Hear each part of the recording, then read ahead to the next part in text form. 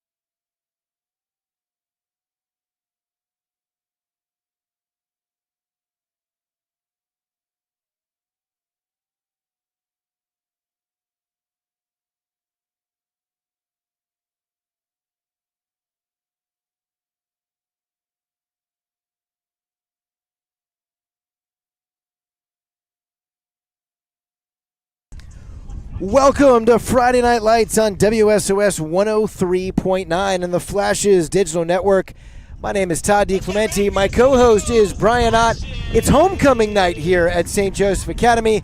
The Flashes are getting ready to take the field as St. Joseph Academy will face off tonight against the Ravens from Jacksonville and a small school called the Young Kids in Motion. Brian, everything I've heard, this is a fast team who wants to throw the football. It's really windy out here tonight, so I'll be curious to see how their game plan is affected, but I have a feeling this is going to impact both teams. Absolutely, and we don't know for sure. It's very windy up here. In fact, it's probably getting picked up in the mouthpieces how windy it is, but we're several stories up above the ground, so I'm not sure if they're feeling it as much as we are.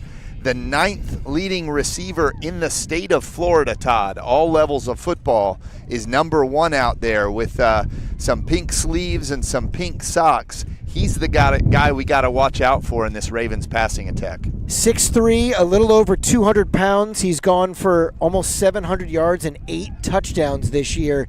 He is a load. The Flashes, though, have likewise been a challenge for every opponent they have faced this year. They come into the game 5-0. They've gotten a little banged up over the course of the last couple of weeks, but they're looking to make something good happen tonight on homecoming night. Big crowd out there. Drumline makes its first appearance of the year. We've got cars parked everywhere behind us. And right now the Flashes are getting ready to receive this opening kickoff. They'll be moving from right to left on your radio dial. They're wearing a special alternate jersey tonight, which they haven't worn in at least a year, if I'm not mistaken. They're going black pants with a green jersey, white numbers, which we always appreciate, and then their traditional black and green helmet. The Ravens from Young Kids in Motion, they are wearing white and black with a little bit of purple, just like the Baltimore Ravens. I love these jerseys. There's no excuse for us in our old man eyes not picking up numbers with the white on green. We do have a challenge, though, because they're wearing different numbers tonight. Exactly. About 10 players are wearing different numbers. I just noticed that Cam Coffindaffer is not back returning kicks. Cal Schilling is in his place along with Jack Powers. Cam's going to be wearing number 28 tonight in honor of Fred Taylor. Onside kick is recovered by St. Joe at the 49-yard line, so this offense will get a good start. Brian, that was a pretty, I don't want to call it a lackluster onside kick, but it was a rather casual approach to what could have been a difference-making play. Jacob Colon was there. He's actually recovered a few of them for the Flashes offense. And again, gives them great field position. He was ready for it, and the Flashes are in business at their own 48-yard line. I would expect, Todd, Young Kids in Motion has a lot of fast players. They put up some significant offensive numbers, but they're thin and they're young. I would expect the Flashes to try and punish them on the line.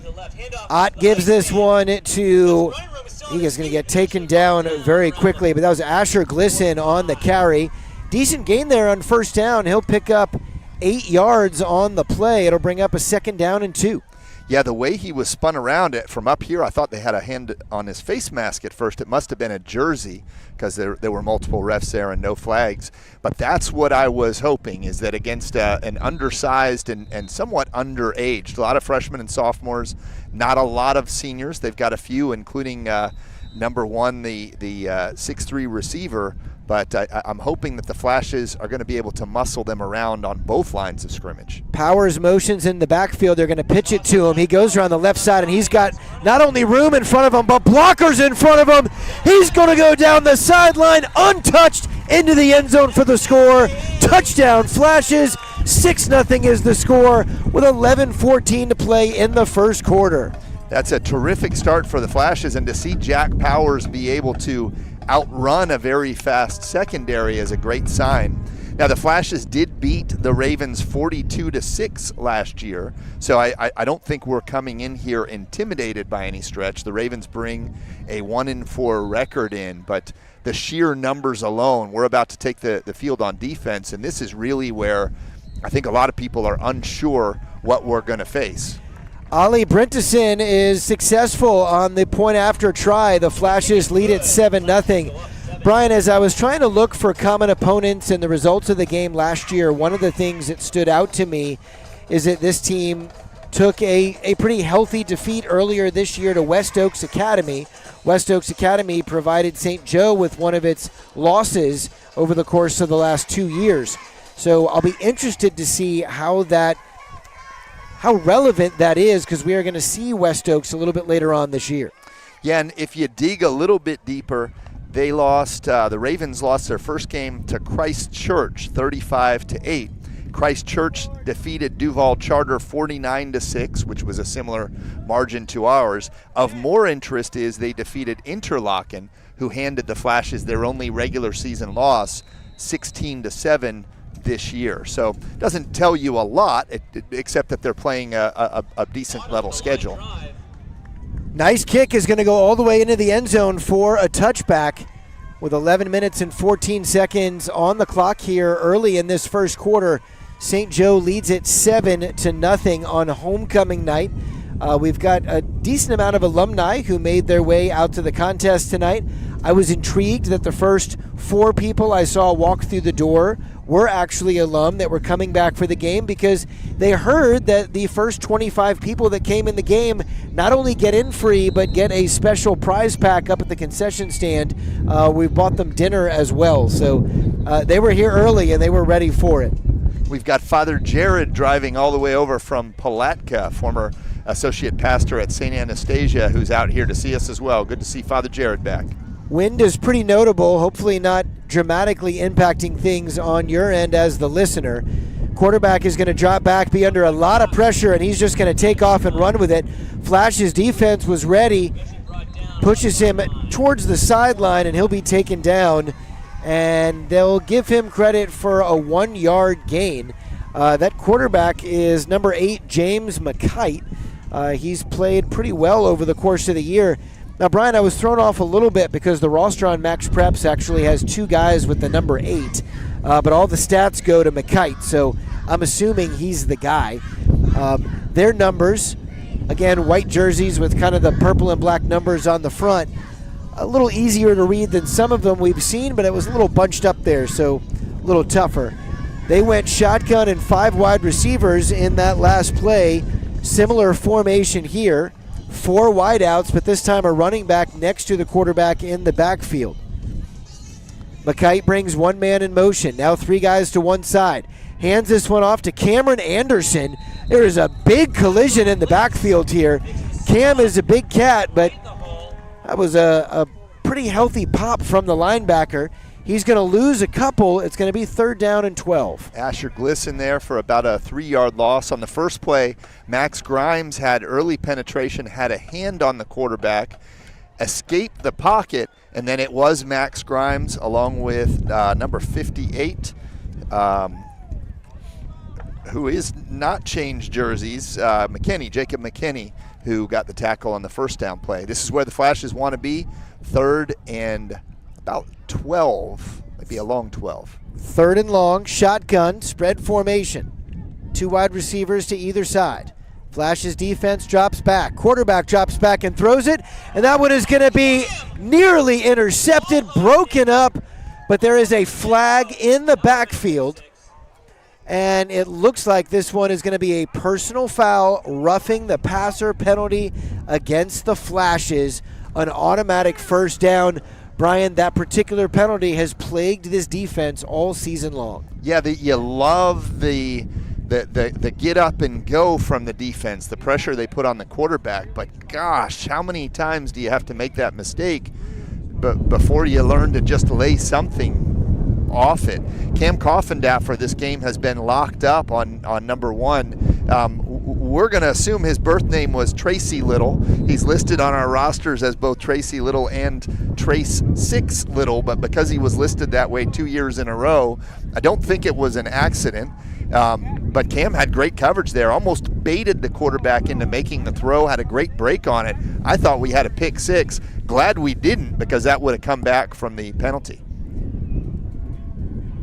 Ravens now have it at the 33-yard line. A fresh set of downs. 9:19 to play in this first quarter. Watch out for Little. He's lined up in a tight end position now. If he releases, who has him? The ball is on the ground. The Flashes have recovered. The shotgun snap came in a little hot. McKite lost the football, and it looks like Jack Powers jumped on the football. The Flashes will take over in great field position. They'll have it at the Ravens' 27-yard line, 1st and 10. And there was nothing great except for the penetration. Jack Powers happened to be in the backfield. The Flashes didn't hit the quarterback. They didn't cause the fumble. But when it dropped, Jack was there to recover. This Flashes offense, which just put points on the board, is now going to work to grab another. Handoff here to Glisson. Glisson is going to try to swing this one wide, but really nowhere to run. He's going to get taken down. He'll get back to the line of scrimmage and nothing more. Yeah, and that was a jersey tackle. The defender grabbed the jersey and held on for a good 3 or 4 or 5 steps until help arrived, and that was enough to bring Asher down. And it's not easy to bring Asher down. Under 9 minutes to play now. The Flashes will have it 2nd down, and we'll call it a long 10. It's not quite 2nd and 11. Ball is on the left hash on the 28-yard line. Flashes send Powers out to the right, Coffindaffer to the left. Max Grimes is in at the fullback position in front of Glisson. I formation. Handoff is going to go to Glisson. Glisson goes off right tackle, and he's got some room.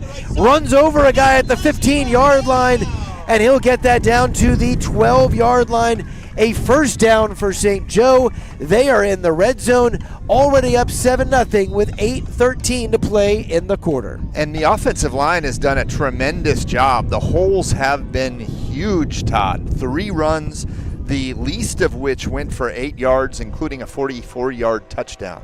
Brian, first timeout of the night down on the field. The Flashes will talk it over. We'll be right back.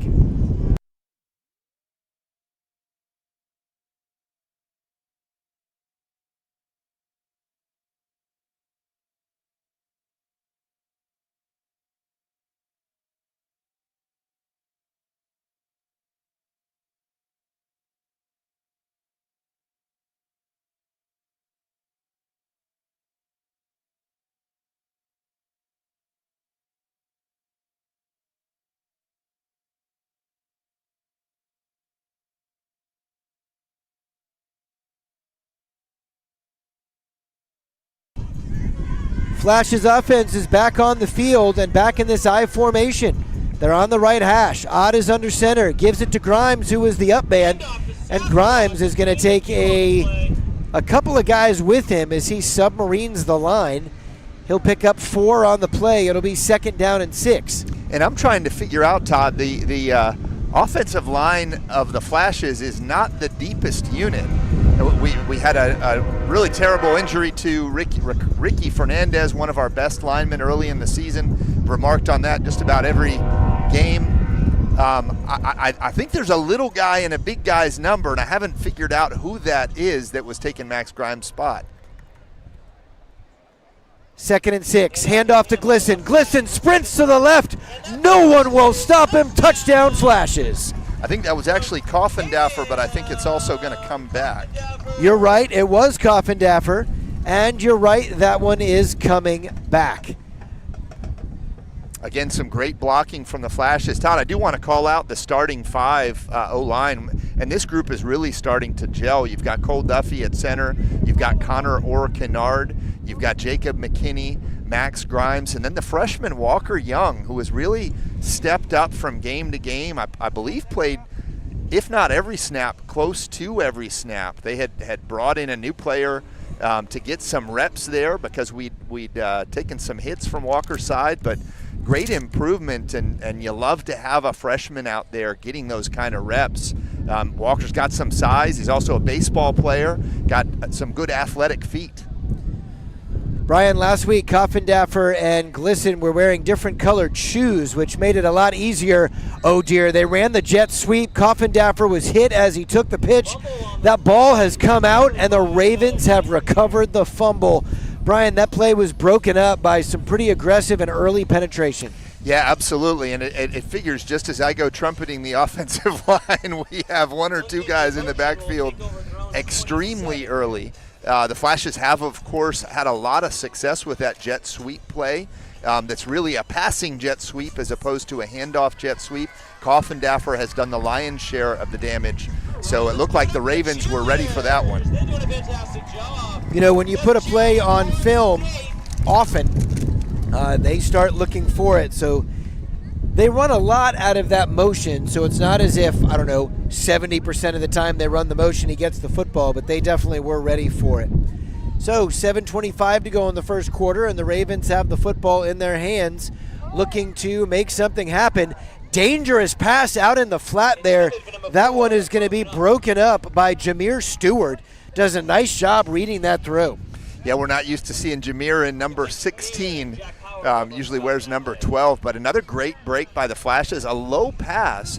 This is a quarterback who's completed 62% of his passes, who's thrown for over 900 yards. So, again, the statistics are pretty impressive. They've got two running backs that average, I believe it's like 8 and 12 yards a carry, and have both put up a couple hundred yards plus of yardage. So, again, there's some great athletes, some great speed. The key for the Flashes is going to be getting on bodies early. Spread formation here, but a whistle down on the field. 7:22 to play in the quarter. A little early for a water break. Still no signal from the official about whether or not this is a timeout. It looks like it might be an equipment issue with one of the Ravens who's been sent off. His replacement has now taken the spot at the right guard position. And the Ravens don't have a lot of depth. There's about 6 guys on their sideline. The Flashes have had some seasons like this in the past. So this is a team that you want to get on early and just wear down. 2nd and 10. Here's the snap. McKite puts this one up in the air, overthrows his receiver. Again, good coverage for the Flashes. Coffindaffer was there and over top of him. Throw was long. 7:15 to play now, and it's 3rd down and 10. And they've gone at Coffindaffer a couple times with Little. Coffindaffer has done a fantastic job of coverage. He's maybe the best athlete on the Flashes team. Little Todd is, it sounded like I was saying Little Todd. It did. Todd Little, the wide receiver, is averaging over 30 yards a catch. Dangerous big play receiver. And he's a big guy, too, at 6'3". I mean, that's a huge matchup issue for the majority of our secondary. And Cam is not. You figure in terms of height, I think probably Cal Schilling might have of the secondary. The Cal and Jameer might be a little bit taller than Cam. All right, 3rd down and long. Cam is isolated with Tracy Little down here at the bottom of your screen. And we have another stoppage. And this time they are going to send the Flashes off the field. It's a timeout for the Ravens. We'll take one as well. We'll be back in 30 seconds.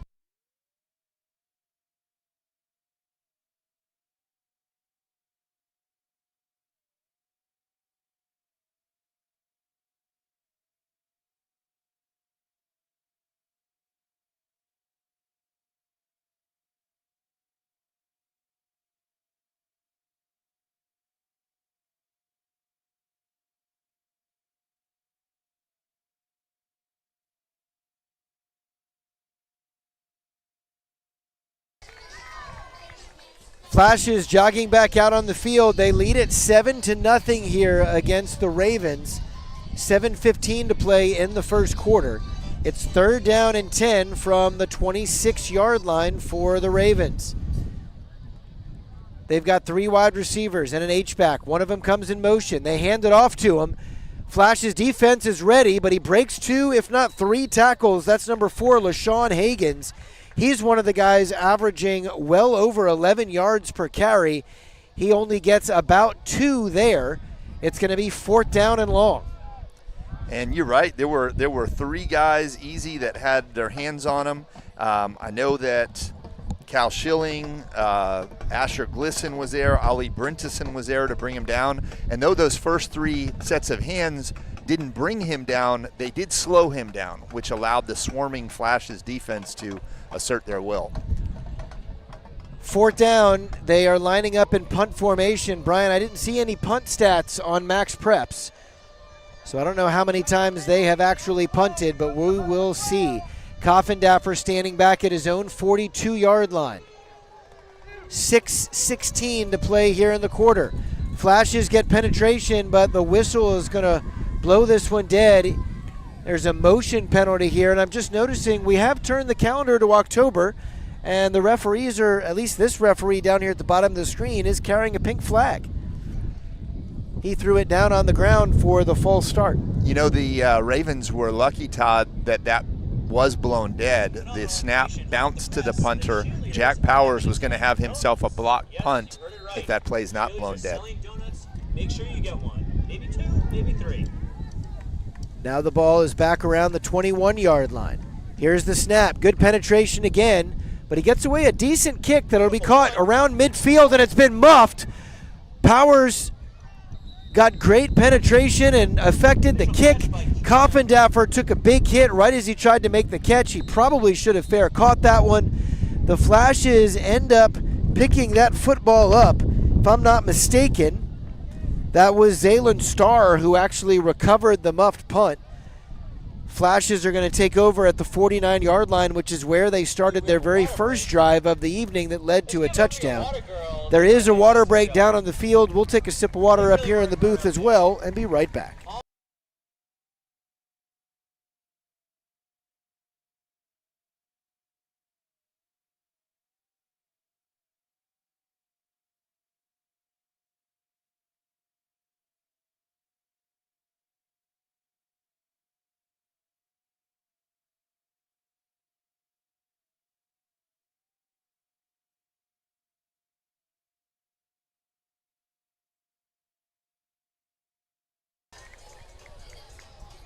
.5:53 to go in this first quarter. St. Joe leads 7-0. 5-0 record on the year. They're taking on YKIM, the Ravens from Jacksonville. And it's homecoming night here at St. Joseph Academy. Flash's cheerleaders have donned their pink accoutrement for this game. And there's quite a bit of pink wristbands and socks and the like out on the field. Looks like one of the Flash's coaches is coming out onto the field. For our radio listeners, Cam Coffindaffer, who took the hit, is on the sideline, but he's up with his helmet on. Doesn't appear to be serious. A couple of other sights and sounds, Todd. A couple of the cheerleaders a little earlier had jackets on. One has taken theirs off, and somebody's got a drum line. It looks like that's a St. Joe. That is. This is the debut appearance of the drum line. Great fake in the backfield on the RPO by Ott. He gives it to, I believe, Glisson, who's going to pick up at least 15 and get a first down. Nice run there to the right. You got me looking down at the drum line right as the handoff took place.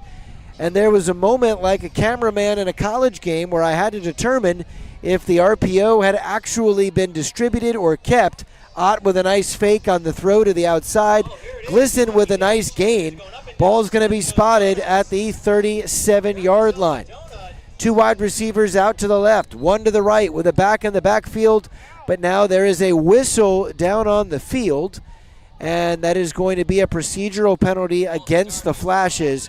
False start will knock him back 5. It'll be 1st and 15. And that was one of the receivers, actually. He kind of just stumbled, lost his balance, and teetered forward a little bit. When the penalty was called, he immediately got subbed out, and you could see his whole body rock backwards like, oh, I can't believe I did that. The good thing is the Flashes have kind of been immune to those 5-yard penalties the last couple weeks. Their running game has been so powerful on 1st and 2nd down. Powers in motion. Ott looks his way, dumps this one off to Glisson. Glisson makes a nice move at the 40-yard line. Stiff arm at the 35. He'll be taken down there by number 18, who is actually not on the roster, but that was a nice tackle, and the Flashes are able to get 7 on the play. It'll be 2nd down and 8 inside 5 minutes to play in the first quarter. Ball's going to be spotted on the left hash.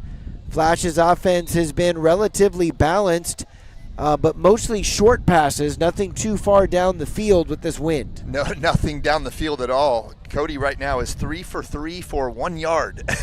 A 0, a -6, and then a 7 right there. Two backs in the backfield on either side of Ott, who's in the shotgun. He checks the formation, takes the snap, good block, puts this one up in the air, and that one is going to be caught along the sideline. Cam Coffindaffer with a leaping grab. He'll go out of bounds at the 11-yard line. There was a moment of doubt there about whether or not the official was going to rule him in bounds. He for sure made the grab. He got one of those feet down before falling out of bounds. With 4:14 to play in the first quarter and a 7-0 lead, the Flashes will have it 1st and 10 at the 11. And in that one play, the Flashes have increased their passing yardage by 24 times, Todd. Ball's on the left hash. Two wide receivers to the right. Fakes the handoff. Ott's going to keep it. Racing out to the right. Slides down after a short gain. I'm not sure if that was a planned run or a broken play, Brian. I think it was a broken play, especially because Cody hasn't been sliding this year. But I don't blame him, honestly, because when he turned that right corner, he saw nothing but a sea of white jerseys. There were about 5 white jerseys and not a single blocker, which makes me say that that was likely not a designed run. 2nd down and 7. Ball is on the right hash. Flashes are inside the 10-yard line. A little more than 3 minutes to play here in this first quarter. St. Joe with a touchdown on the board already. They're looking to double their lead. There is another whistle down on the field, this time a timeout for the Flashes. Timeout Flashes. We'll be back to see what they do with this play design.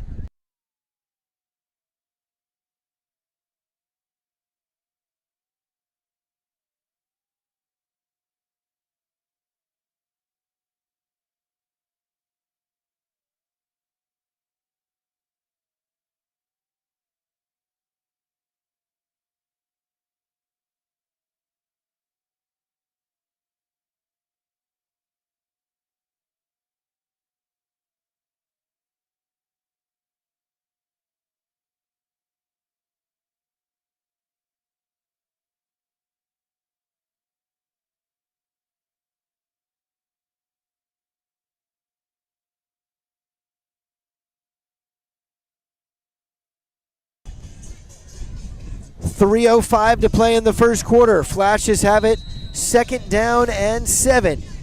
Low snap. Ott throws this one. Corner of the end zone. He's got a man. A leaping grab. Touchdown Flashes. Gets his feet down in the corner of the end zone. Cam Coffindaffer with the score. Yeah, beautiful pass.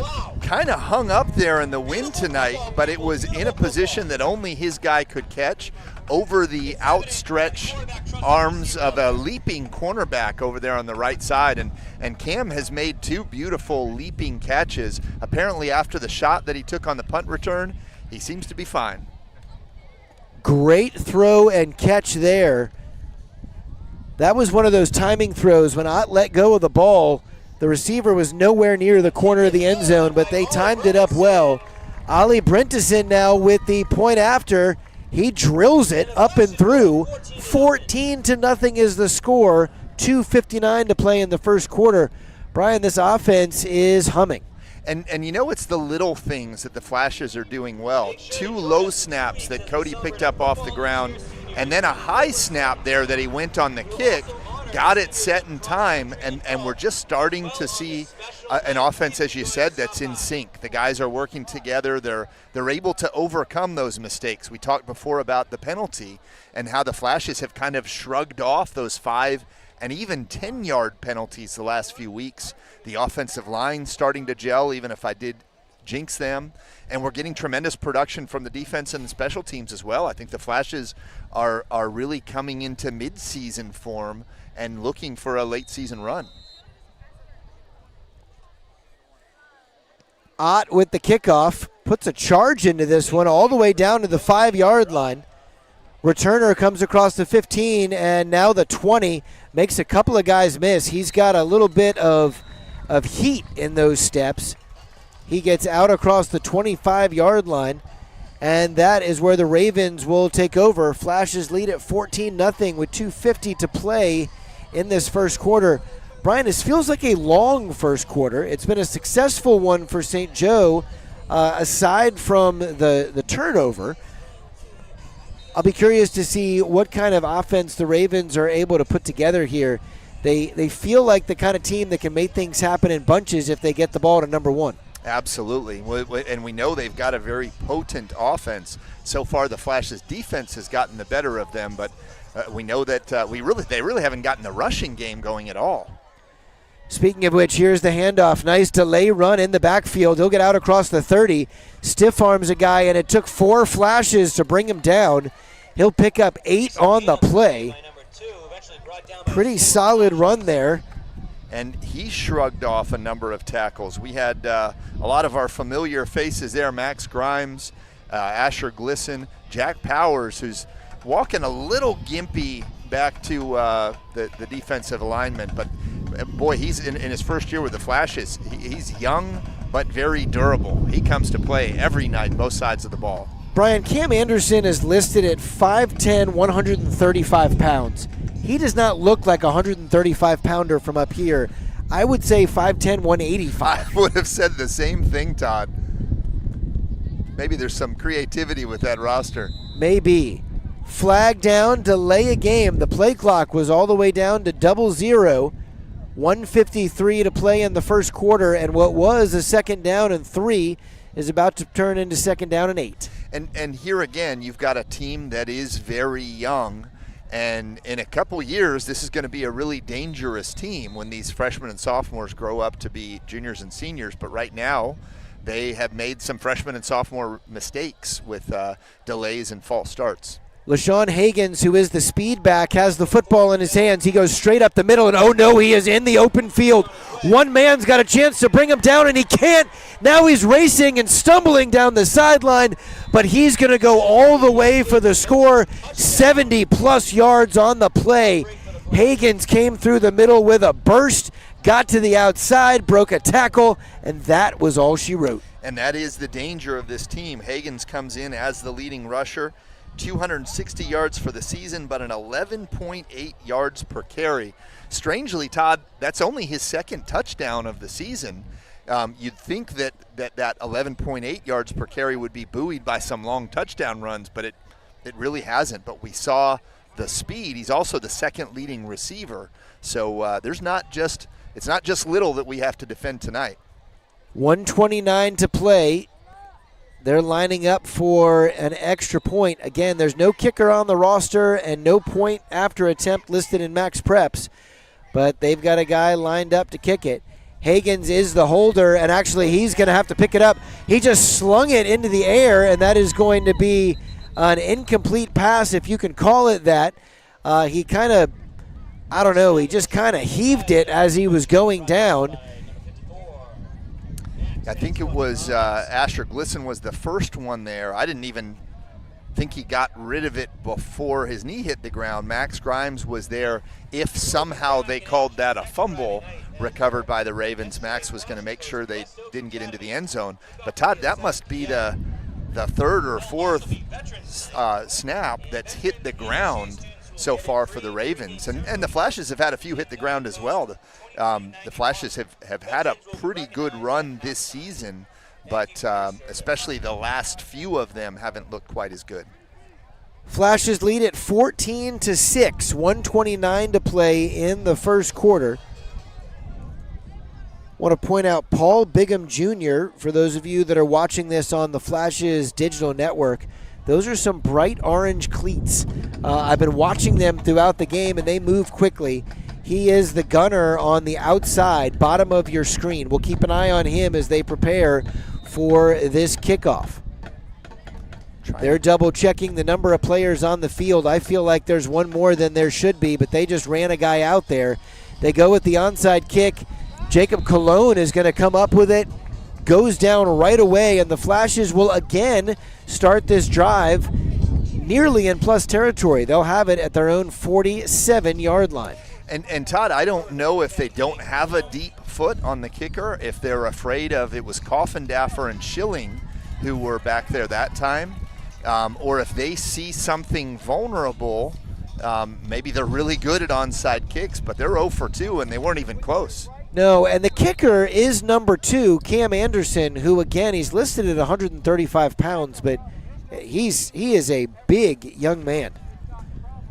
All right, so the Flashes will take over. Shotgun formation, 3 wide receivers. One of them comes in motion. That's Jack Powers. They're going to pitch it to Powers, who goes right. Right side is kind of clogged up with defenders, but he's able to pick up 5 on the play. He'll get taken out of bounds. Not a bad run there, given the defense's response to it. No, and, for the defense, the first one that Jack ran for went 44, so if you can hold them to 5, that looks pretty good. The blocking has been terrific, but the defense has been a little more stout against the run the last few reps, and, of course, that's been aided by some bad snaps on the shotgun. Another shotgun formation here. 2 backs in the backfield. Ott drops back, looks left, throws to the outside.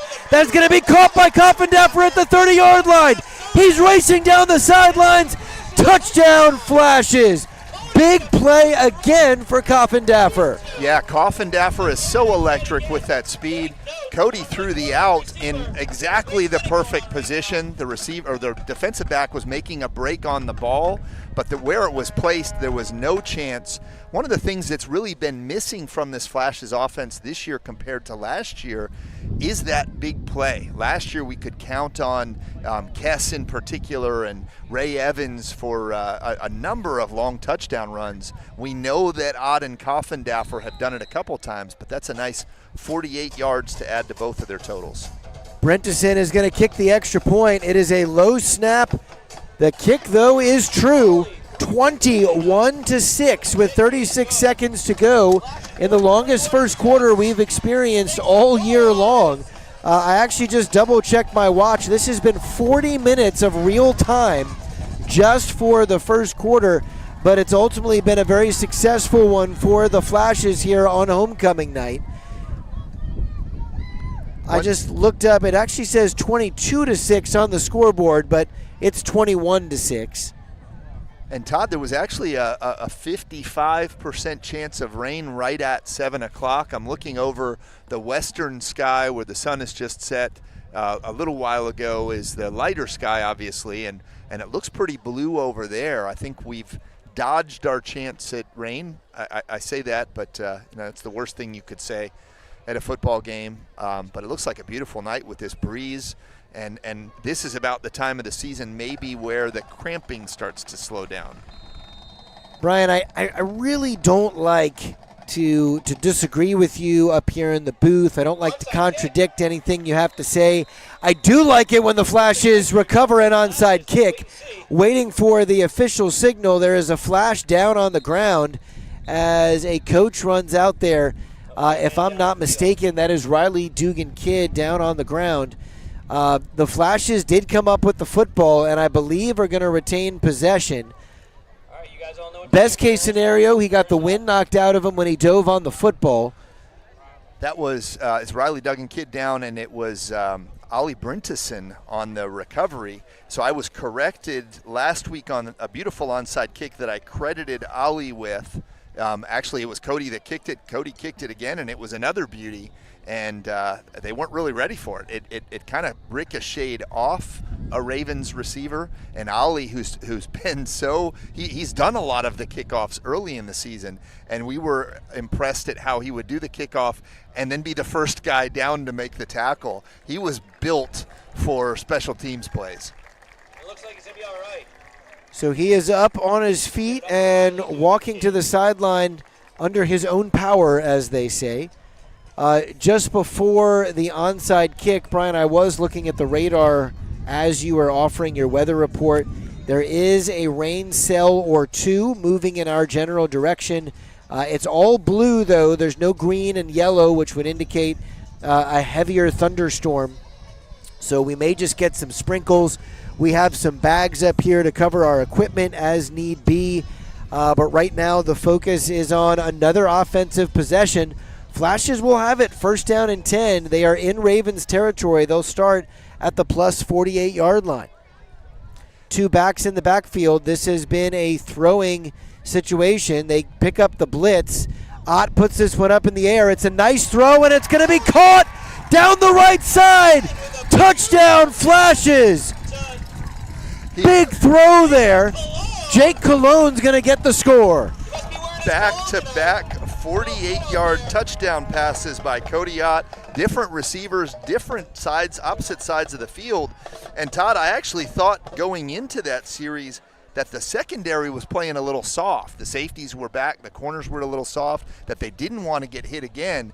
Jacob still got behind that receiver, and great protection again from the offensive line. A beautiful ball on a windy night by Cody. Right to Jacob's hands, caught it in stride, and an easy touchdown for the Flashes. Brian, they've run that formation shotgun with I think we used to call it the Kings formation, right? There were two guys on either side of him as backs, and both of them have gone in pass protection and been very successful. Kind of an odd situation there. I'm surprised they didn't get a procedural penalty. Flashes only had 10 men on the field and were running a guy onto the field kind of as the snap was happening. It should have the kick was up and through. It's now 28-6, but that should have been a penalty. It should have at least been a legal motion because he was running towards the line of scrimmage, besides the fact that they broke the huddle with 10. And well, breaking the huddle with 10 is not a penalty. But running a guy out on the exactly, because and the reason for our listeners who aren't hardcore football fans, the reason for that is you don't want to have somebody sneaking from the sideline just 1 yard in, and then all of a sudden he catches a pass because he's wide open because the defense didn't realize he was on the field. So it's, there's room for some gamesmanship, but they also want to keep it a respectable sport. 28-6, 26 seconds to go in the quarter. What a kick that is going to just nuzzle its way into the end zone, barely caressing the pylon on the right side. And it'll be a touchback. It was inches away from going out of bounds and giving the Ravens the ball in great field position. But as it is, they'll start at the 20. Second touchback for Cody Ott, the quarterback who does not want to be Cody Ott, the kicker, but has been thrust into that position on kickoffs and occasionally on extra points as well. And he's made a good season of it so far on both. Flash's defense protecting a 22 point. Todd, we're still in the first quarter. First quarter lead with 26 seconds left. It's unreal. We're now approaching 45 life minutes for 12 minutes of football. Here's the snap. Handoff is going to go to big Cam Anderson. He's going to be taken down in the backfield, and I believe that's the way this quarter is going to end. There's a little bit of jibber-jabber down there on the field. 14 seconds to play as the Ravens huddle up, but I believe this will bring us to the end of the first quarter. Jacob McKinney, great penetration there. I love everything about Jacob McKinney. I've loved calling his name out. He's an offensive and defensive line starter. He's added so much to the Flashes, especially in a year when we've played through the injury of Ricky Fernandez. Great play, Jacob. At the end of the first quarter, it is the Flashes 28, the Ravens 6.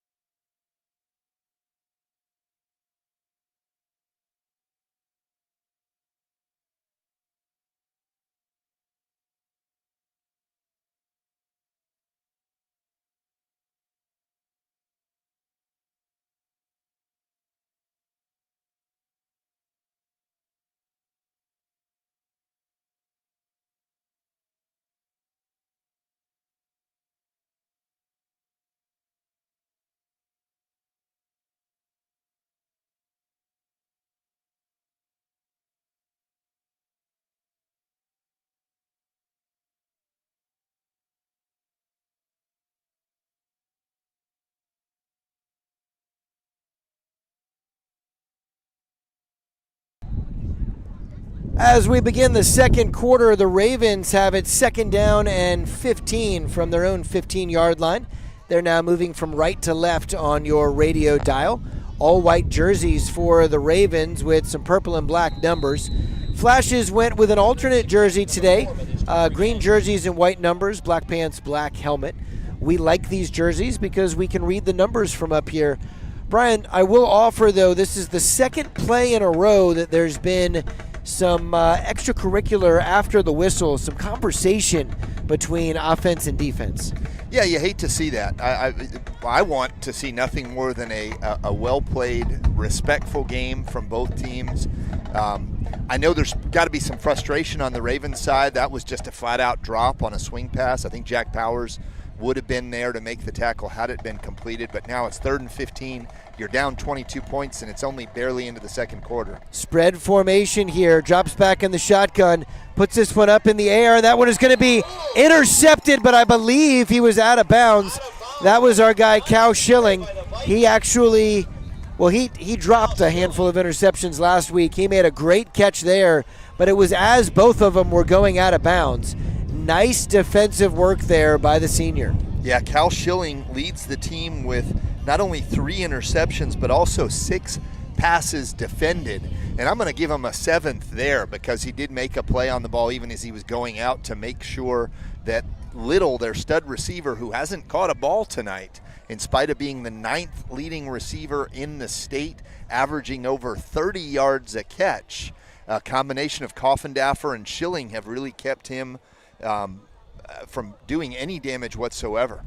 Jacob Cologne is the return man. He's standing at the plus 45-yard line. The punter is standing at his own 5. That's number 2, Cam Anderson.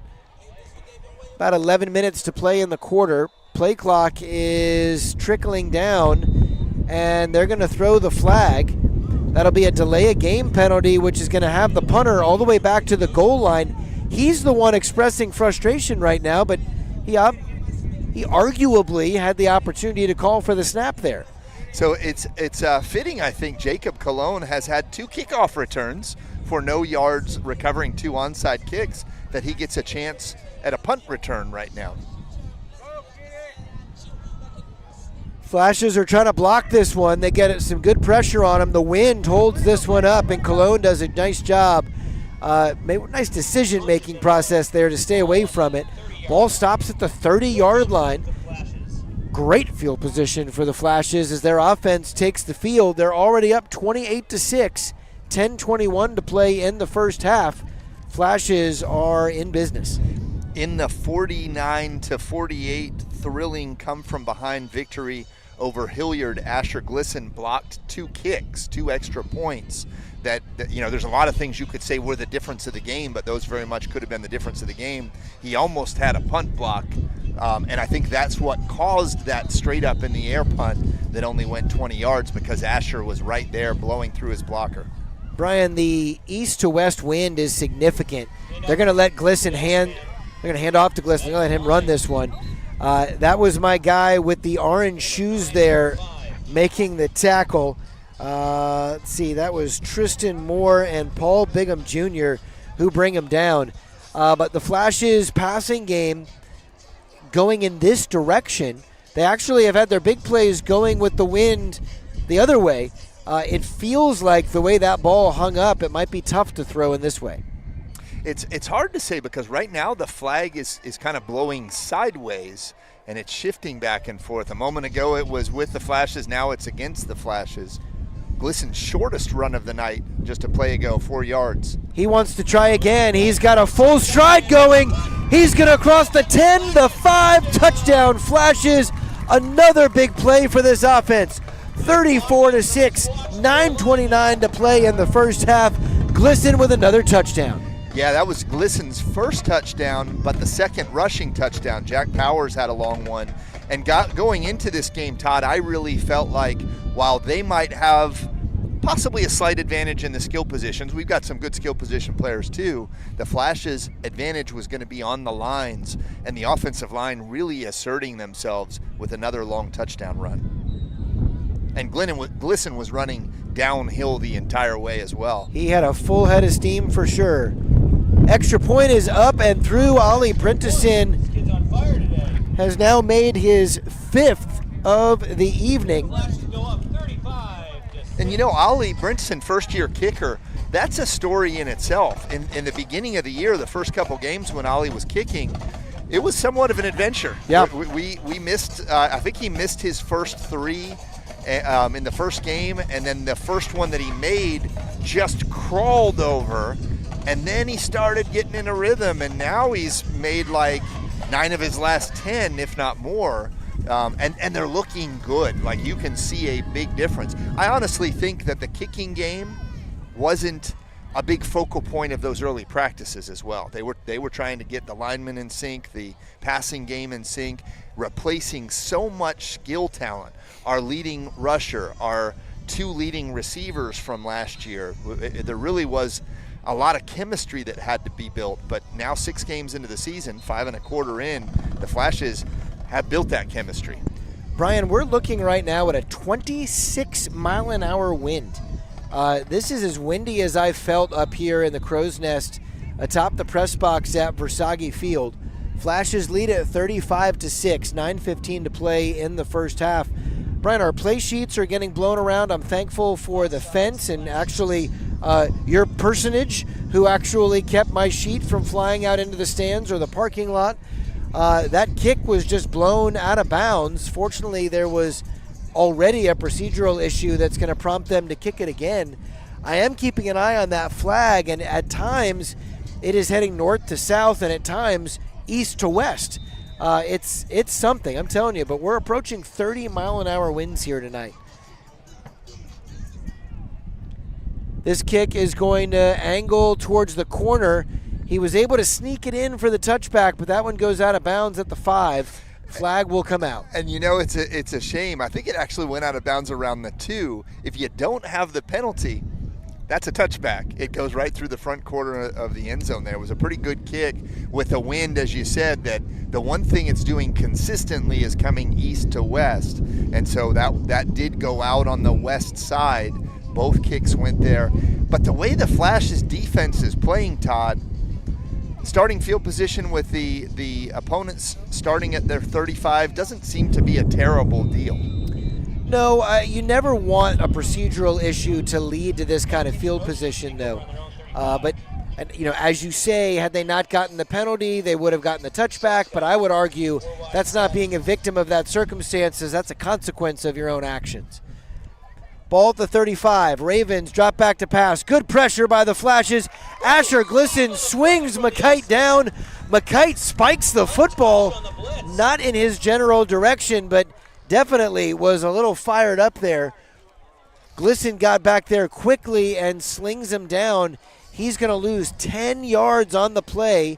Actually, they're going to mark forward progress more like 7 yards. It'll be 2nd down and 17. And one of the stories for the defense of the last game and a half has been the reemergence of Asher Glisson. Asher, who was such a dominating force. If I'm not mistaken, I believe he was all-state honorable mention for defense at linebacker as our leading tackler with over 100 tackles last year. He's worked his way up to the 3rd leading tackler after a slow start, but he's really emerged in recent weeks. Decent run up the middle. Going to get a couple of yards back. 7:47 to play now. Flashes still lead it 35-6. The Ravens will get the ball first in the second half. It's a little early to be talking about time of possession here, but the Ravens keeping the ball on the ground after the big sack. I'll be curious to see if we see them begin targeting number 1 here. They're going to be throwing into a 26-mile-an-hour wind if they do try to throw it. Again, it keeps shifting from that crosswind to a north-south wind. Right now, it's blowing pretty heavy.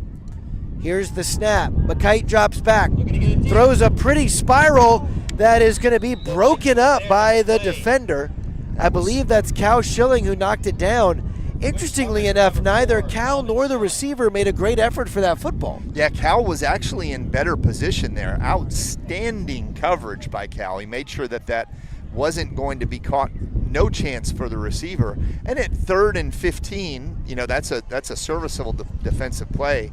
Now 8 pass breakups on the season for Cal, who as a senior has really been having a terrific season. It's Jacob Colon again. Didn't get a chance to return one last time. And as you said, Todd, looks like it's going to be a punt into the wind. High snap, gets away a low end-over-end kick, and now they're going to get a little roll. Actually, the defender just made contact with it, probably cost his team a couple of yards of field position there. It'll be spotted at the 41-yard line. Not a bad punt. 6:23 to play now in the first half. This might be the worst starting field position that the Flashes have had, which is saying something when you're on your own 41-yard line. Got to give some self-discipline credit there to Jacob. You know he wanted to return that one, but it was smart not to. So good job, Jacob, to keep that discipline in check. Water break down on the field. We'll take one up here in the booth as well and be back in 30 seconds.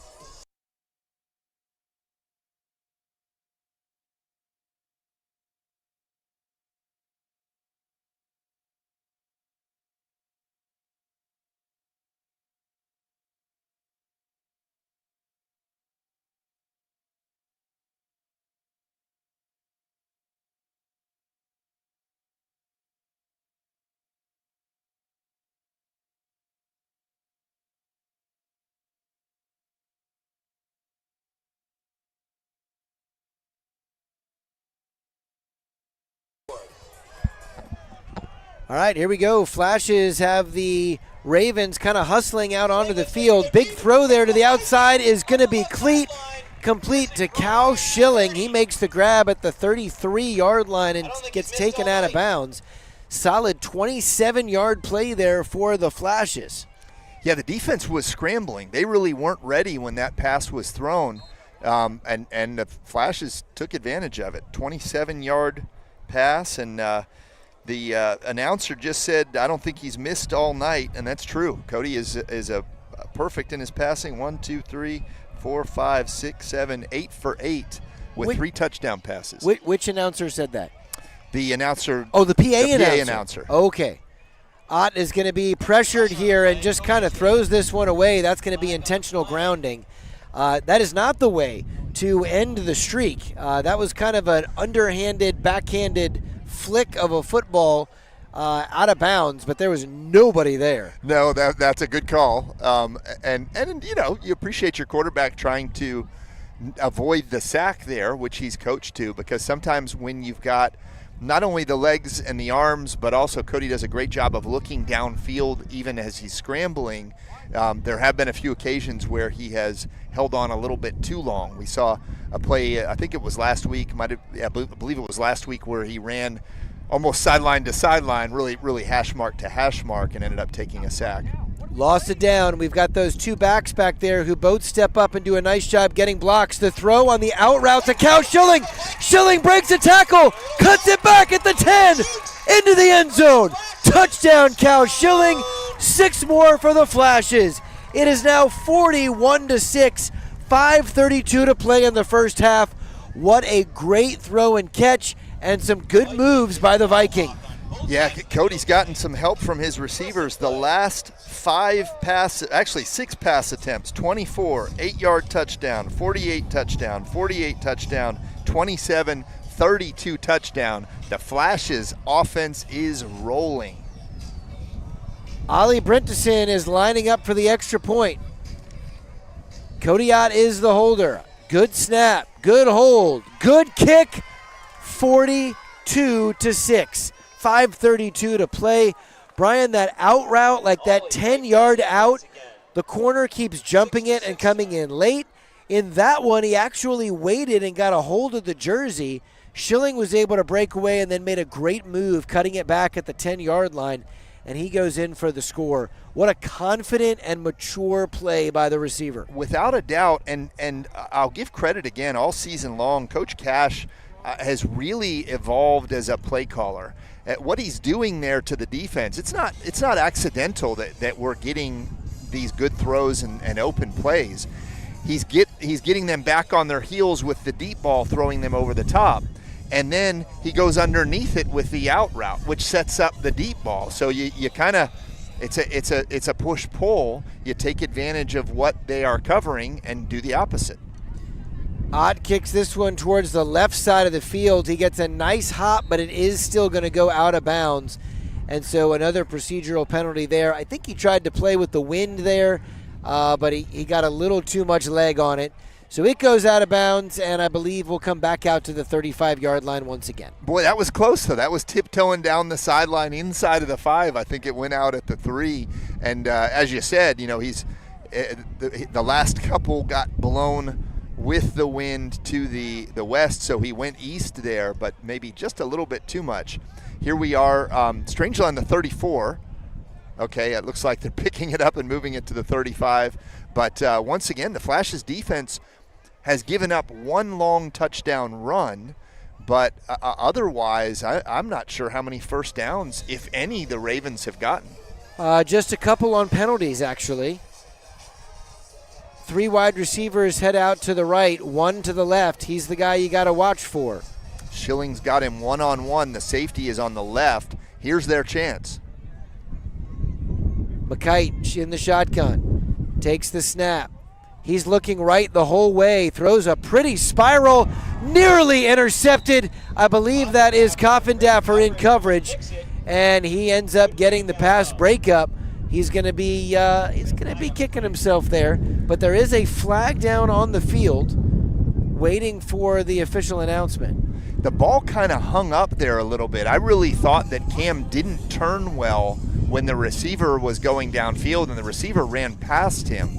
Now maybe Cam could see that the ball was getting hung up, but then he kind of stumbled as he turned his hips, and his feet were the reason why he didn't make the interception. So the Flashes have a penalty here, and they're talking to Max Grimes, defensive captain, to see. It looks like they're going to decline it, interestingly, Todd, and it's going to be 2nd and 10 as opposed to what might have been 1st and 20 if it was hold. So 4:53 to play now in the first half. I don't know if that is an early sportsmanship decision to just say, hey, we're not going to push them back and the like given the score, or if they simply said, no, we're going to keep the down and see what we can do. Watch Stewart if he picks up number 1. Number 1 stays into block. Number 2 up the middle. The run goes to Cam Anderson, and he's going to be taken down after really a loss of a yard. Anderson has been both the punter. He's expressing a little frustration in the backfield to his quarterback about the blocking up front. He really had nowhere to run. Flash's defense has been suffocating thus far, except for the big play that went for a touchdown. Yeah, and Anderson is no slouch either. He's the other half of that two-headed monster. Besides the great passing they have, he runs for 8.5 yards per carry and close to 200 yards on the season. It looks like head coach Cash Forbrick is trying to get a timeout. He didn't like something there. We'll take a look at it and come back in 30 seconds to explain it.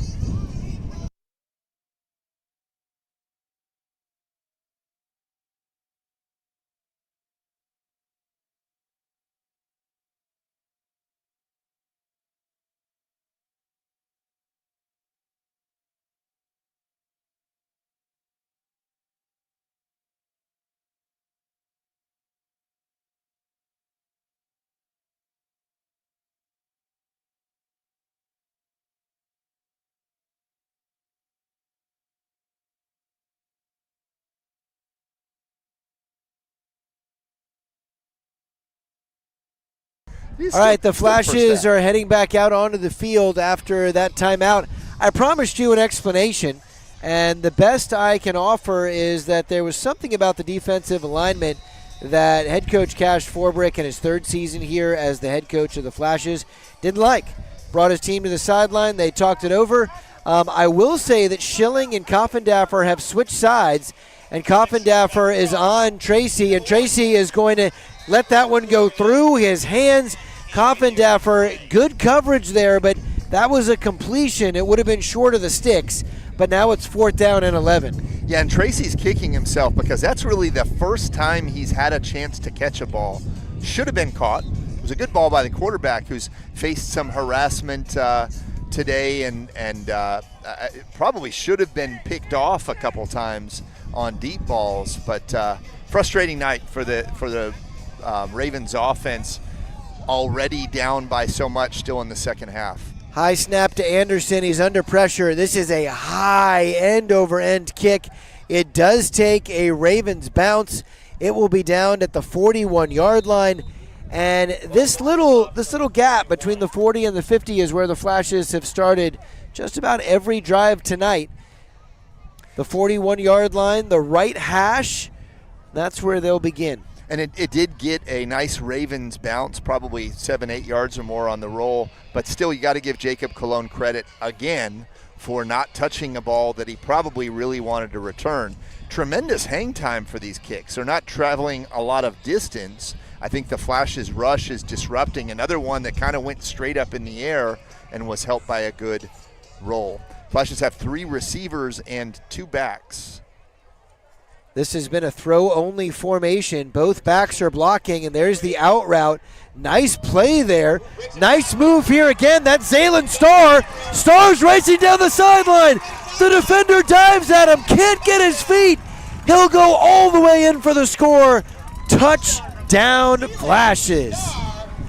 Zaylen Starr with his first touchdown of the year. That's what I was going to say, his first touchdown. He actually had one called back earlier in the season, and because of some great footwork by Starr, that is the longest touchdown of a night of long touchdowns, 59 yards. I believe the Flash's passing offense is over 200 now, and that is the 5th touchdown pass for Cody Ott, and we're still not to halftime yet.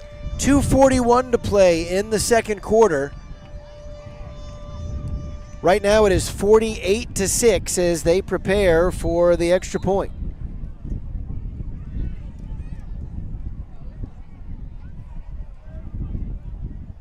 The silence comes over the crowd. Kick is up, and it is good. 7 first-half touchdowns for the Flashes. Ali Brentison with 7 consecutive extra points.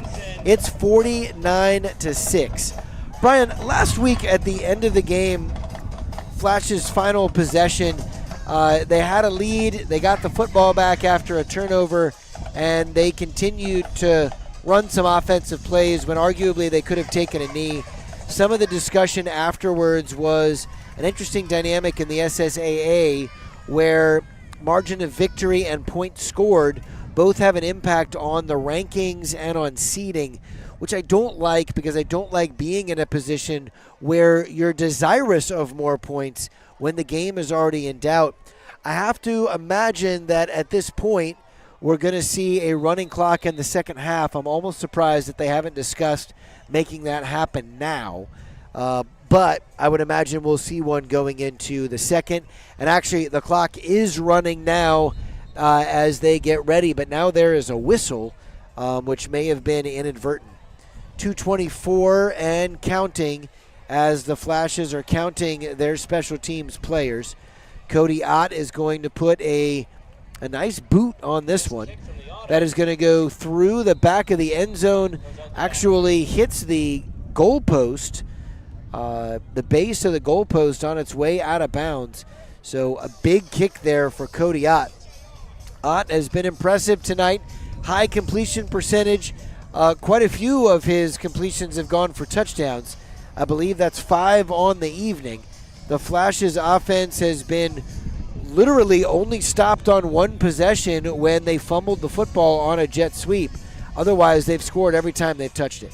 So Cal McCutcheon has taken a position with the Flashes a few games into the season as quarterback coach. He's former quarterback for St. Augustine High School and actually runs a quarterback training session with another guy who played at St. Augustine, and he texted me this week and talked about how sharp the passing game was looking in practice all week, and he was predicting a 300-yard night for Cody. I don't think he counted that Cody might not play the second half. Or that the second half would be brief. Here is the snap. McKite under pressure, takes a big hit, but he also completes that pass. Nice throw over the middle. Is going to be complete to Jabari Johnson. That is a freshman who goes up and grabs it. That'll be a nice gain. McKite took a huge hit from Max Grimes. just as he let go of the football. Yeah, that was, Max punishes him. He'll be thinking about that the next time. Max coming in on the quarterback's blind side. That was the second best offensive play from the Ravens besides the long touchdown run. 1:21 to play now. First down and 10. Flashes big pressure. It gets picked up. The throw to the outside is going to be caught. What a play. Coffindaffer and Trace Little go up fighting for it. Tracy Little comes down with it, and he will have a gain all the way to the 36-yard line. Ooh, but he had something to say to Coffindaffer, and a flag comes out. Big gain. This one's going to be coming back a bit, though. There is also a flag all the way back at the line of scrimmage. I think that's going to be a hold. 2 penalties will go against, roughing the passer is going to go against the Flashes. Yeah, and that's unfortunate. Multiple fouls on the play. Because that play was going to be erased. Really, the offsetting doesn't mean a whole lot at 106. The pass play doesn't happen. Honestly, from up here, I thought that there was enough jostling and fighting for the ball by Cam that when the ball was caught by the 6'3" Little, irony there, isn't there, Todd? A little. Thank you. You're welcome. But when he caught it, I thought that he actually had a foot down out of bounds. The referee disagreed. It's not going to matter because it looks like the 2 penalties that happened during the action, the hold and the roughing the passer, are going to offset. And it looks like they're going to mark off the 15-yard unsportsmanlike conduct against Little at the end of all of that. The offset stays where it is, and the presumption is that it remains first down and about 25 with 1:06 left. A running clock here, so once they get all of this sorted out, the clock should start again.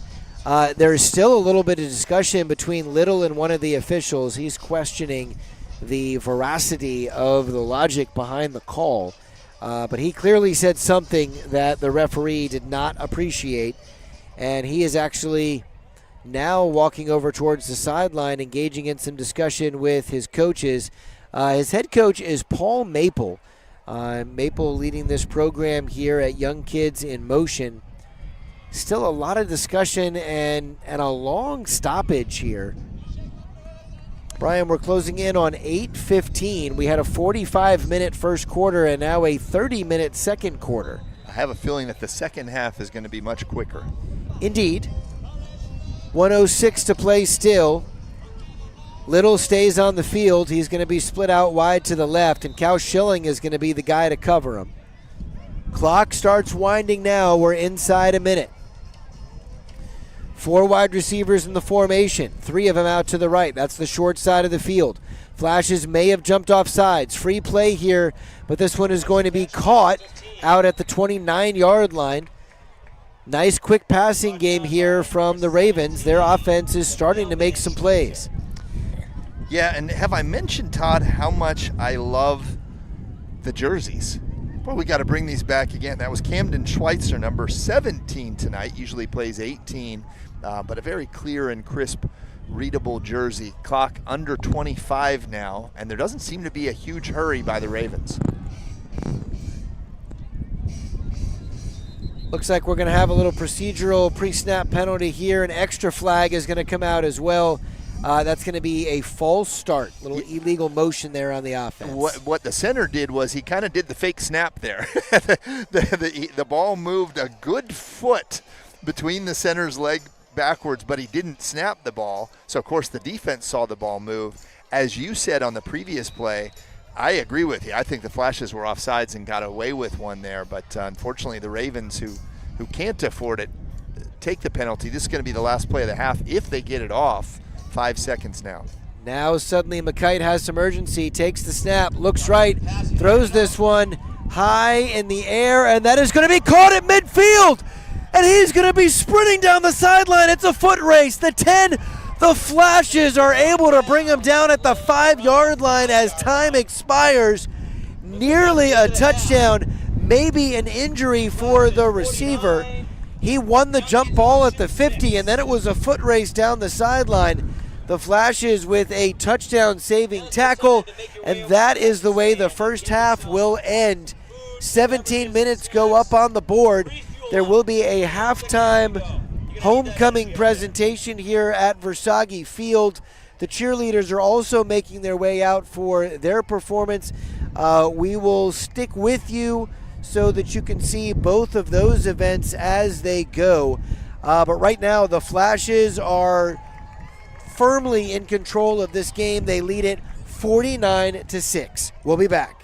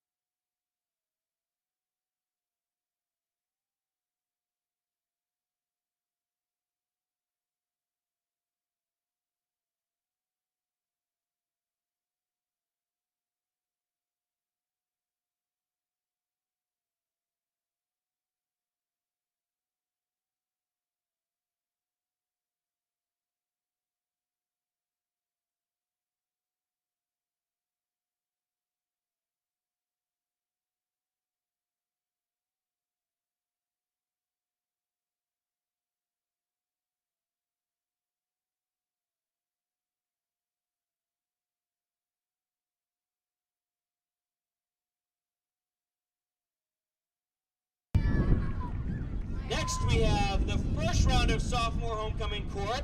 The representatives are Scarlett Schilling, escorted by Jack Powers. Scarlett has been at SGA for 2 years. Her clubs are Interact, Anchor Club, and Girls Discipleship. Sports are volleyball and basketball.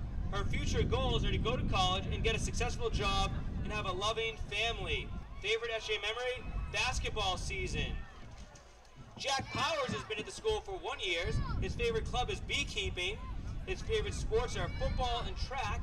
And his future plans are to have a successful job and have a loving family of his own. That is fantastic. And his favorite memory is Friday night football games. Let's give it up for Scarlett and Jack Powers. Second round of sophomores are Bella York, escorted by Gabe Chapman. Bella has been at the school for 2 years.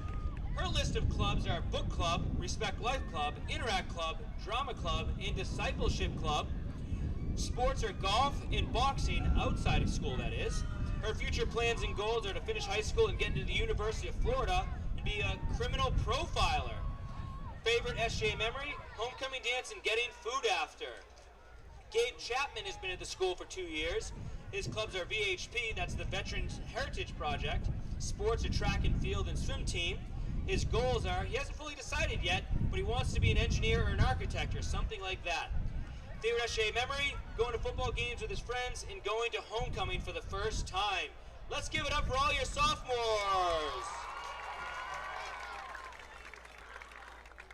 Next, we have our junior class representatives. First to represent the junior class is the Lita Poole, escorted by Gabe Stewart and Rakai Garland. Lita Poole has been at the school for 3 years. Her list of clubs are as follows: Anchor Club, Interact Club, National Honor Society, Music Ministry, Student Council, Salt Club, SEAS, SEAS, and Book Club. Sports are varsity volleyball and varsity lacrosse. Her goals are to go to college and eventually work in the medical field. Her favorite SJ memory is playing volleyball after school before home volleyball games. Gabe Stewart has been in the school for 2 years now. His clubs are Salt Club and Book Club. His sports are golf and tennis. His future goals is to be a chiropractor. His favorite memory is dressing up for HOCO week last year and this year. Rakai has been at the school for 3 years. He plays track and field, and his future goals are to be an architect. And his favorite SJ memory is when someone fell in the fountain during Spirit Week. Let's give it up for Lita Poole, Rakai Garland, and Gabe Stewart. Next set of juniors are Chloe Bradley, escorted by Nico Mavris. Chloe has been at the school for 3 years. Her clubs are National Honor Society, SEAS, Book Club, Prayer Club, and Math Honor Society. Her sports are soccer, track, and swim. Her future plans are major in architecture or psychology. Her favorite SJ memory is playing tag with Emma Estacio on the last day of freshman year. Nico Mavris, or Mavericks, has been at the school for 3 years. His clubs are Math Honor Society, SEAS, National Honor Society, Prayer Club, and Book Club. His sports are varsity swim and varsity basketball. His future plans is he wants to go to UF or UCF and major in mechanical engineering. His favorite SJ memory is freshman year Christmas basketball tournament with all of the class of the 2025 seniors. Let's give it up for all the juniors!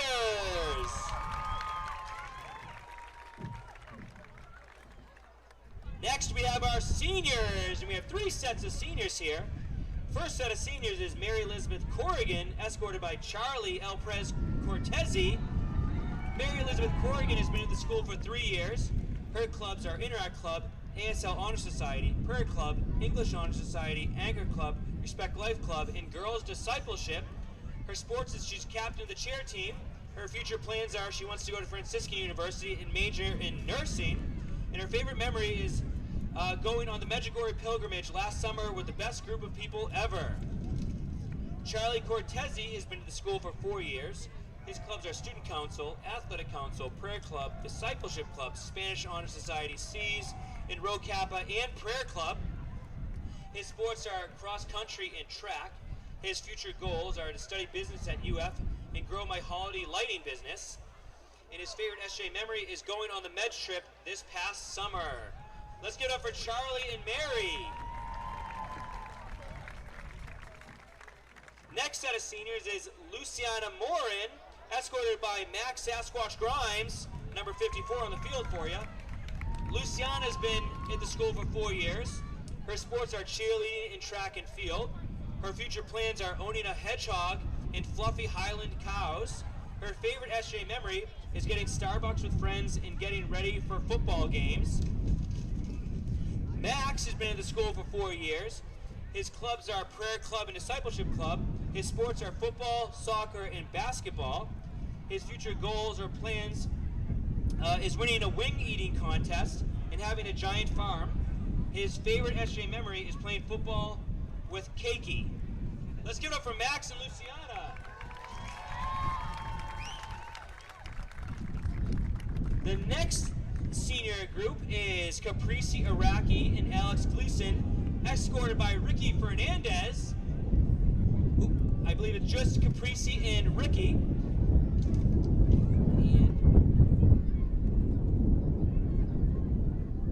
And they're just phenomenal seniors, and their future goals are to be successful, praise God with everything that they do, and be loving parents, and continue to be great leaders in society.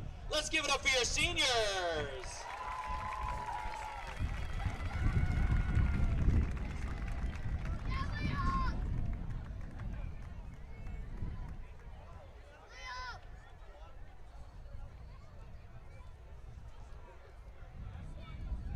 Ladies and gentlemen, this is your St. Joseph Academy class of 2026 homecoming court.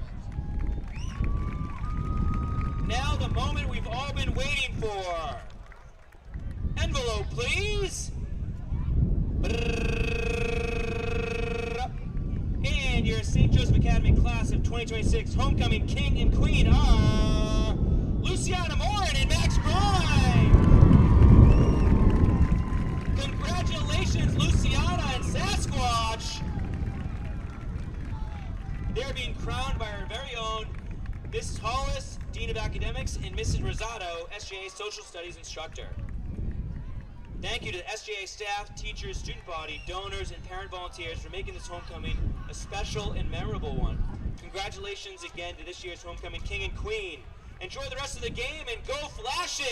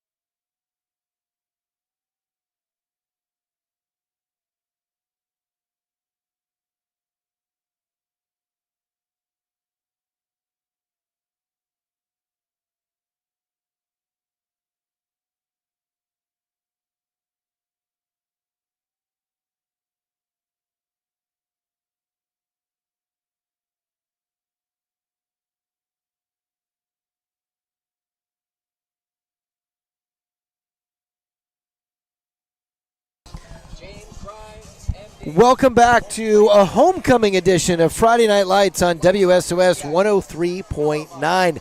My name is Todd DiClemente. My co-host is Brian Ott. Brian, we just saw the Flashes put up 49 points in the first half, and they only gave up 6 to the Ravens. They've got a huge lead on homecoming night. 2 of their key players were just on the homecoming court, including your homecoming king, one Max Grimes. Brian, it was an impressive offensive first half, but I actually want to start with the defense. This team has been explosive offensively. Their running backs are all averaging double-digit carries. They've got a receiver averaging 30 yards a catch. And other than one big run by the offense, our defense held up well. Right, and one big catch at the end of the half that ended up amounting for anything because it was the last play and was pretty well defended. We had 2 receivers, one defensive back who went up with the receiver, just got out, jumped, was actually in better position to make the catch. And then terrific effort from Asher Glisson and Cam Coffendaffer, who ran down a very fast receiver, tackled him at the 10, and didn't allow him to get into the end zone with time expired. But that's just been the Flash's defense. I was talking to a friend of mine who played some college football, former St. Joe dad, and he just talked about how well the Flash's defense tackles. And even when the first guy doesn't make the tackle, he slows him down, and there's a second guy, and a third guy, and a fourth guy, and a fifth guy. They just come at you in waves. And it's not like these are fresh bodies, Todd, coming off the bench. These are the same bodies in the fourth quarter, in a close game, that they are in the first quarter, who are also running offense as well. So can't say enough good things about the Flash's defense. Brian, the wind and the weather has been an interesting factor thus far. The wind has been the only issue, but there are a couple of storms off in the Atlantic that are moving pretty quickly this way, complements of this at times 20 and 30 mile an hour winds. I'll be curious to see what this second half looks like. I believe we are going to have a running clock here in the second half, so it may move. The game might move quick enough to stay ahead of the rain, but it's going to be close. So we'll see how things go. I will offer to those of you that are enjoying this broadcast that we are outdoors. And when I say that, of course, the football game is being played outdoors, but we as broadcasters are up atop the press box. Computer, cameras, soundboard, and all that good stuff, really can't absorb a lot of water. So there may come a point where we have to kind of cover up and maybe even shut things down. With the contest being where it is, we'll make some judgment calls as we go. But if I all of a sudden go, okay, guys, we got to go, just know that that's a potential as we go. Right now, the Flashes are preparing to kick this ball back off to the Ravens. YKIM, small school up in Jacksonville. Some pretty impressive athletes, but they've been struggling to really put together drives offensively. They're going to get a return here out across the 20-yard line. Flash's defense does a nice job bottling him up there at the 25, which is where this drive will begin. For those of you listening on WSOS 103.9, the Ravens are in all white with kind of black and purple numbers on their chest. They're moving from right to left on your radio dial, south to north for those of you that operate directionally. The Flashes, black pants, black helmet, and they're wearing an alternate jersey tonight, which is all green with white numbers. It's a cool look, and they are playing very well in them. So as we begin the second half, the Flashes lead it 49-6. The running clock is already a factor because we're at the 11-minute mark already. High snap, handoff, nice little move in the backfield by Higgins. Higgins had a huge run in the first half, a 70-yard touchdown run.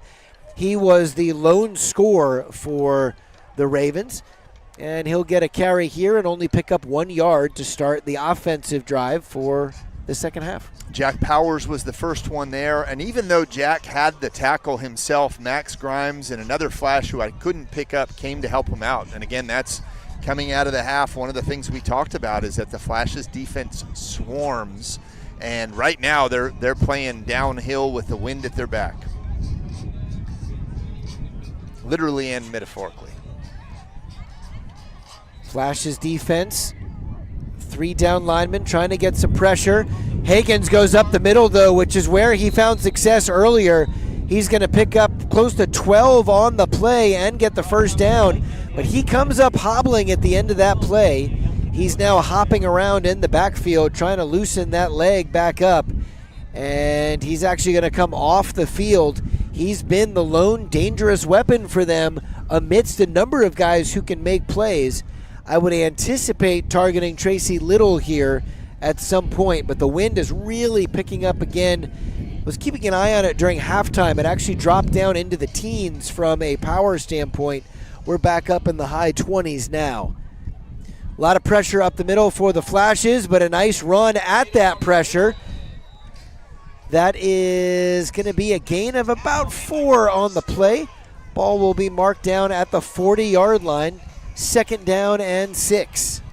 Ollie Brinson was the first man there, and Camden Schweitzer was there to clean it up.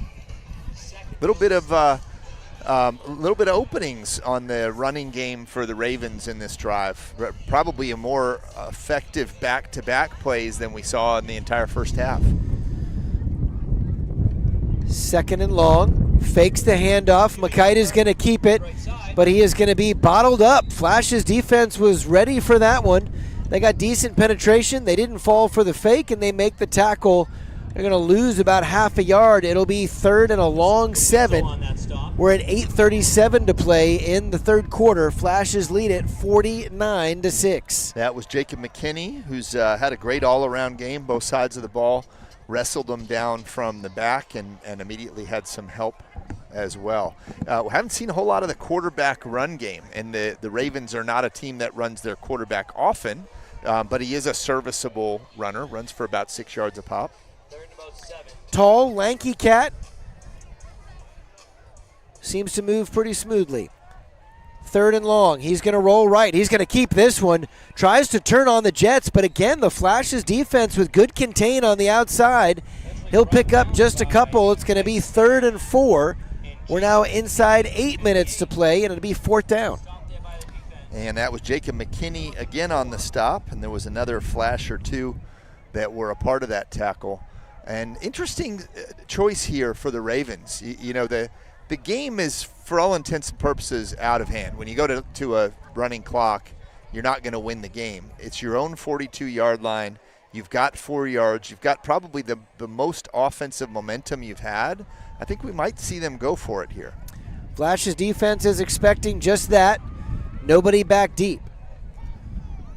4 wide receivers in the formation. Little's at the top of the screen.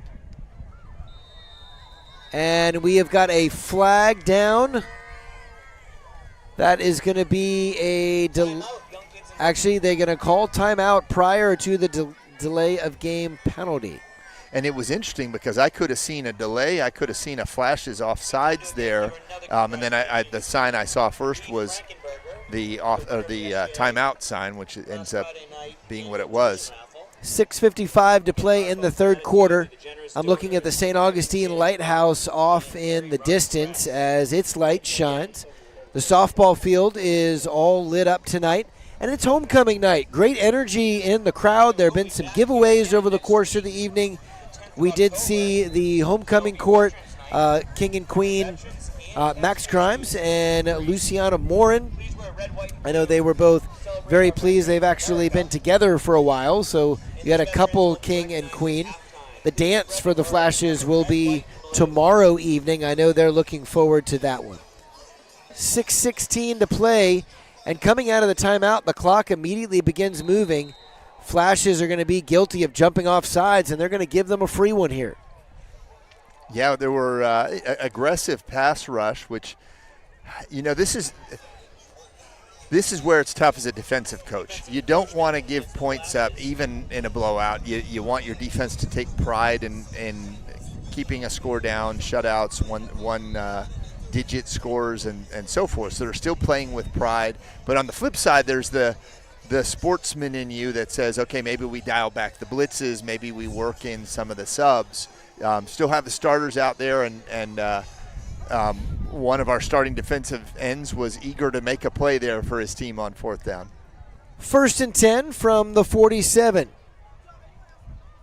There's the snap. Handoff.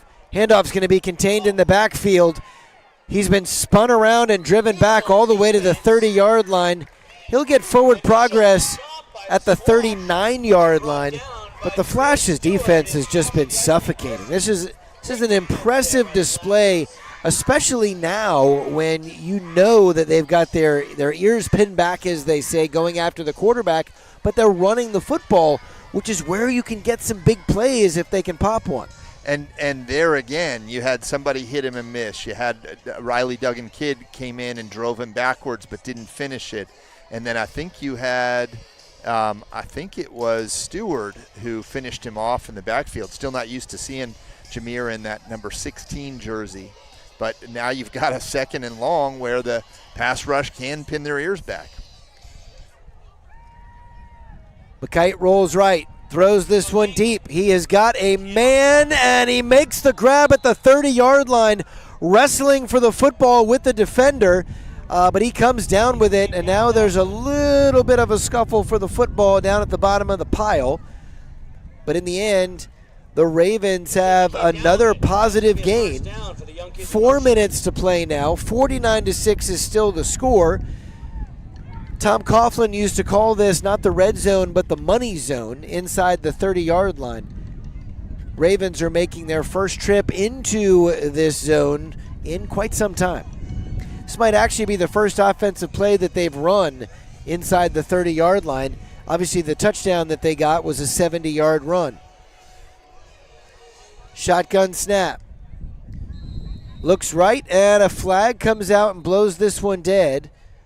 This one's going to be a illegal shift on the offense. Boy, it's the Ravens just can't get out of their own way. Anytime they get something to build momentum, one of those little penalties that really hurt a team, that take away the momentum. We'll see if they can keep things going on their most successful offensive drive of the game. As you said, the deepest penetration in a drive besides the long touchdown run. Interestingly, Todd, they did not mark any yardage off. Is it possible that the Flashes declined that penalty? Ball still at the 30-yard line, so it looks like they did. McKite drops back, throws this one a little high for his receiver. That'll be incomplete. We're now at 2:39 to play. Brian, I'm finding myself watching the radar in between plays because there is definitely some unpleasantness moving in this direction that could arrive in the next 5 to 7 minutes. So my bag is behind me with my rain jacket in it, and I'm hoping that that is a deterrent. There is a possibility that it shifts just a little bit to the south and maybe misses us, but it's going to be close. Well, and the clock is still running, so we should at least get through the third quarter. .157 is on the clock. Here's the snap, fakes the handoff, rolls right, throws this one. He's got a man in the end zone. That's Little, but he overthrew him. Little had gotten behind the defense. Ball was in the end zone, but falls incomplete. 1:38 to play in the third quarter. That could have been a touchdown. It could have been, and Little was well behind the defender, a good 4 or 5 yards. But a tribute to the Flash's defense, he's caught exactly one ball tonight, and the Flashes just have blanketed him with coverage.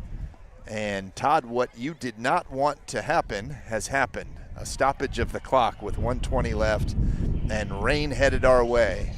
Lights just went out on the softball field. I think that was intentional, although it caused a little bit of a gasp from the crowd. Wind is definitely starting to pick up as some of this weather comes in off the Atlantic Ocean. Brian, as the Osprey flies, we're just a couple of miles, maybe only 2 miles from the bayfront, and then just beyond that, another mile or so before you actually get to the ocean itself. The wind right now, maybe to help the Flashes, has just shifted south. So I am hopeful that it's actually pushing this storm in that direction so that it may miss us. I feel like I do see a couple of sprinkles out there in the air. The clock is running again. We're inside a minute to play in the third quarter. It's 3rd down and 10 for the Ravens. Ravens have 4 wide receivers in the formation, a back in the backfield with McKite. McKite takes the shotgun snap, but a flag comes out, and that is going to be a penalty. I believe that's going to be an offside penalty. The quarterback throws the ball to the back judge, advancing the ball 5 yards without it being walked off. That's a new one for me. Yeah, and the penalty goes against the Flashes. It very easily could have gone against the Ravens running back. He was very nonchalantly moving around in the backfield, shifting his positions. No hurry at all to reset himself, and you wonder if that's kind of the spirit right now of the Ravens. Brian, that whistle that you heard in the background is the signal ending this third quarter. It's the Flashes 49, the Ravens 6. We'll be back.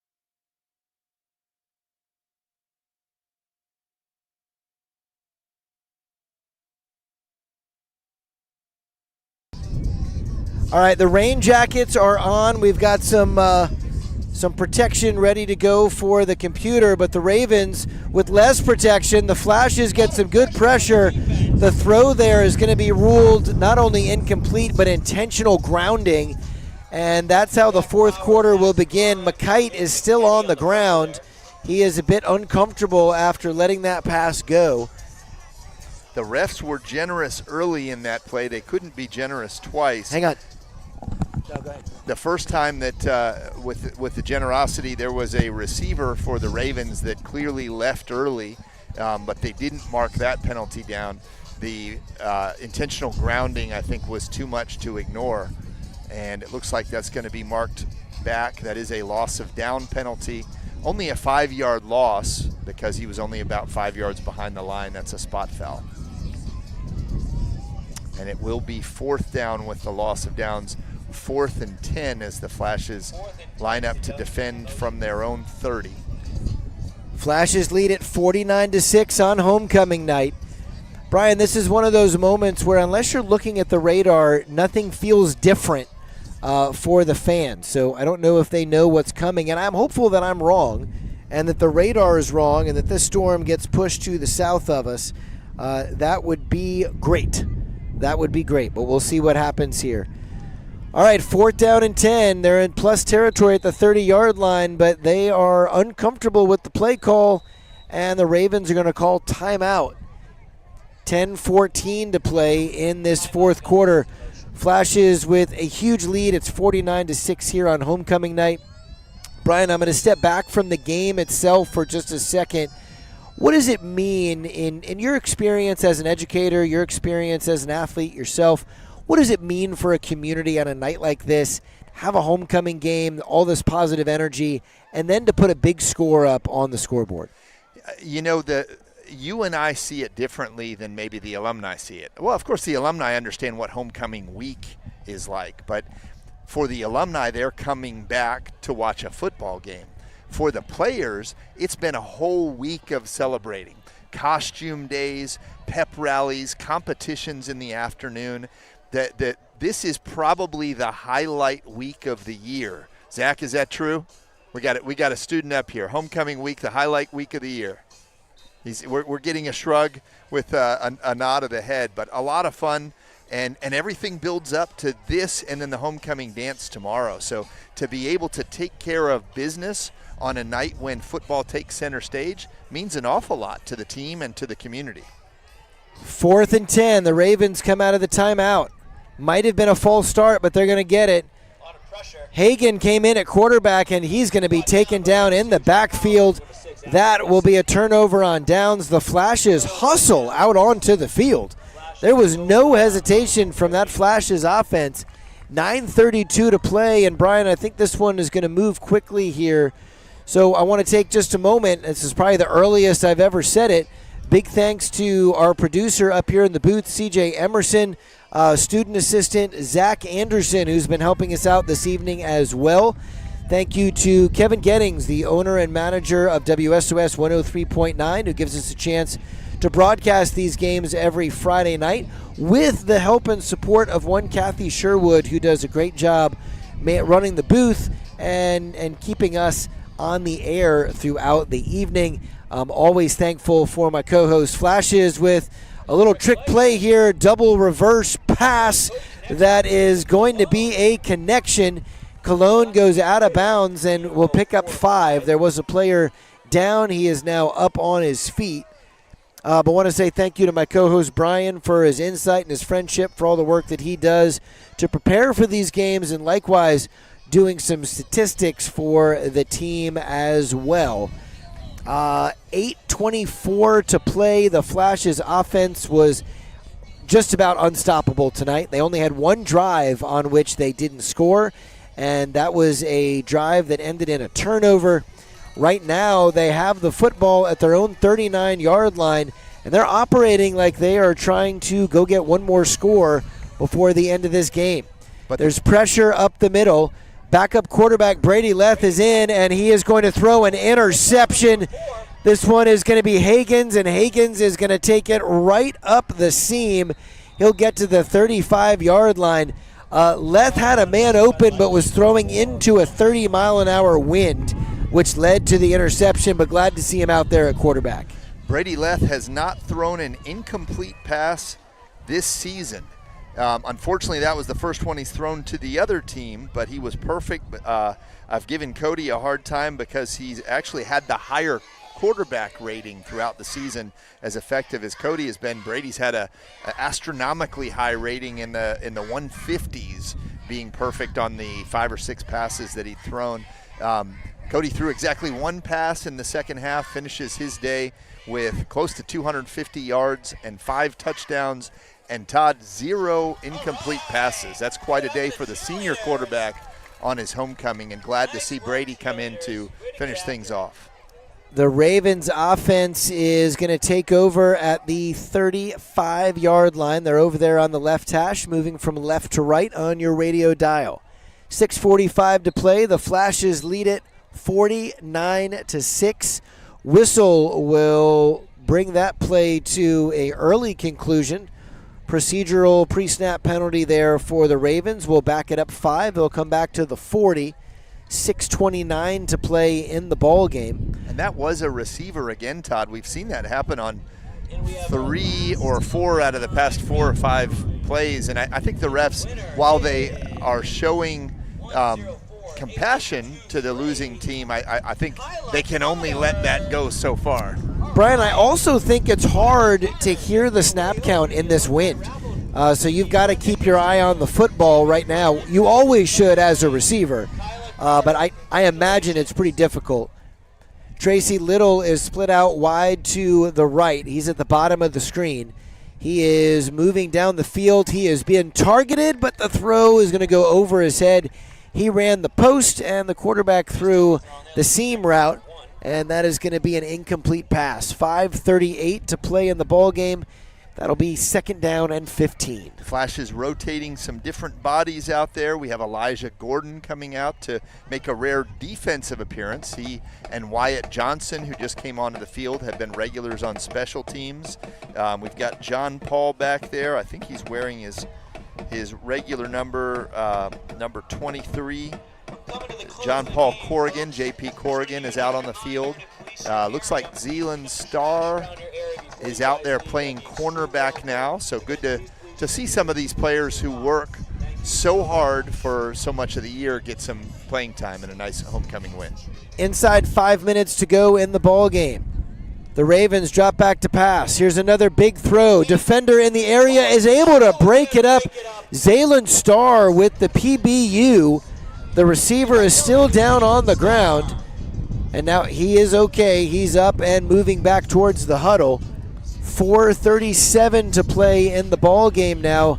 It's going to be 3rd down and 15. There was an obvious hold on the Ravens offensive line against one of the Flash's defensive line. No blitz there, but I certainly don't blame the refs for letting that one go. 4:21 and counting. We're starting to feel the beginning drip drops of the approaching storm that Todd and I are still hopeful is going to miss us.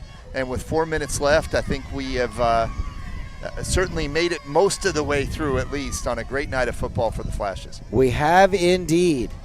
Here is the snap for the Ravens. Fakes the handoff. Good pressure from Grimes. Quarterback does a nice job stepping up in the pocket. Now he's going to escape all the pressure and run. He's got the first down inside the 20-yard line. Still rolling. He'll get pushed out at the 15. There is a flag down, and now a second flag comes out. 3:40 to play in the ball game. I think we're going to have a blocking penalty back at the 24-yard line, and then an unsportsmanlike call out of bounds at the 15. Yeah, the first one is definitely in a position that you would expect a block in the back. We're seeing the signal that it's going to go against the Ravens. I didn't see, I looked down to record the tackle by Asher Glisson, who ran the quarterback out of bounds, so I didn't see what the extracurricular activity was. And so I think when both players went out of bounds, there might have been a little, hey, you didn't need to push me out of bounds. Oh, yeah, well, you shouldn't have tried to run by me. And then, oh, yeah, well, maybe I should push you one more time. It was one of those deals. And it looks like that's spot on because both teams were marked with offsetting personal fouls that, again, offset. They cancel each other out. Clock still runs under 2:40 now, and the ball was marched backwards from the block in the back or the hold that was just inside the 25. 3rd and 7. Here's the snap. Handoff goes to Higgins, and Higgins is going to be taken down in the backfield. He'll lose a yard, and that will bring up 4th down and 8 for the Ravens. 2 minutes and 15 seconds on the clock. Brian, it's been a great homecoming night. The crowd is starting to kind of feel the energy of the night. A lot of great jobs by the cheerleaders have done well. The drumline, which made its first appearance and performance here this year, has done a nice job. They seem to be taking a little bit of a break right now, but it was a good night. Big gust of wind just came through, and I'm noticing people are starting to move out of the stands right now. The Ravens put this one in the air. That one is going to be caught at the 12-yard line. I believe that is, yep, that's going to be enough for a first down. Jameer Stewart on the tackle there. Previous play, Wyatt Johnson had gotten the tackle, and then Kevin, and this is the last name. I finally have it written down if I can find it. I believe it's Alekis. I'm not sure if I'm pronouncing it right. This is a student who joined the team a few weeks ago, has been playing some offensive line and was in on a defensive line tackle. First down, 1 minute to play. They've got it just outside the 10-yard line. Here's the snap. McKite under pressure, escapes to the left. He's got some wheels. He is going to extend the football over the line. Touchdown, Ravens. So the Ravens will be able to put some points on the board really as the clock expires. There are 38 seconds, but by the time they get set up for the extra point, I think that's the way this ball game is going to end. It's 49-12. And the irony, Todd, when you talk about time of possession, the Flashes will finish this game having run a total of 2 plays in the second half. The drive by the Ravens that didn't result in points took up the entire third quarter with a running clock and part of the fourth quarter. And then this drive after a Brady Leth interception has effectively ended the game. The Ravens are going for two. McKite rolls out, throws this one low and incomplete. That will do it. St. Joseph Academy moves to 6-0 with a 49-12 victory on homecoming night. On behalf of my co-host Brian, my name is Todd. Congratulations to the Flashes, to head coach Cash Forbrick, and to all the alumni and current students that came out to enjoy this game tonight. It was a great atmosphere. I feel pretty fortunate that we get this done before the rain shows up. But Brian, any final comments before we go?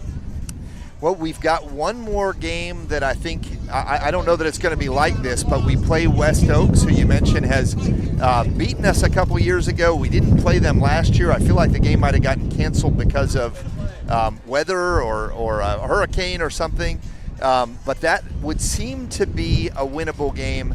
And then we end the season with two tough ones. One of those is Interlochen, a rematch against the team that beat us last year. So undefeated after 6 games. Wouldn't rather be any place than where we are. We'll be